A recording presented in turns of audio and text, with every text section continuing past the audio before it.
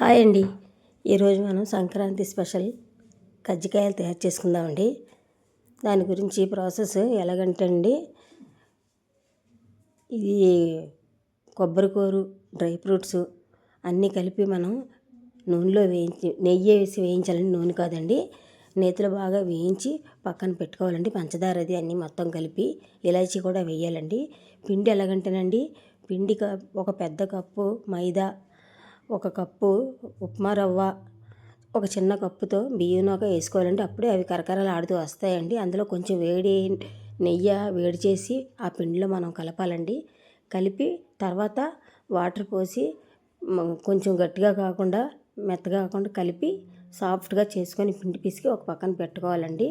కాసేపు అయిన తర్వాత అవి కొంచెం బాగానే రౌండ్గా వచ్చినట్టుగా తయారు చేసుకొని కజ్జికాయల మిశ్రమం పూరీలో పెట్టి, అది ఉంటుంది కదండి, అది అచ్చు లేదండి మా దగ్గర.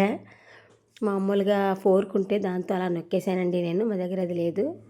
అలా నొక్కి అన్నీ ఒక్కొక్కటి కానీ పక్కన పెట్టుకోవాలండి. మొత్తం ఒకసారి చేసి పెట్టేసుకోవాలండి. మళ్ళీ నూనె అది మరిగిపోద్ది కదండి. బాగా నూనె మరిగిన తర్వాత అందులో ఒక్కొక్కటిగా వేసేయాలండి. అవి మీకు పిండి మిశ్రమం నేను కలపడం చూపించలేదండి, పెద్దగా ఎక్కువ అయిపోద్దని టైము. నేనే చెప్పానండి.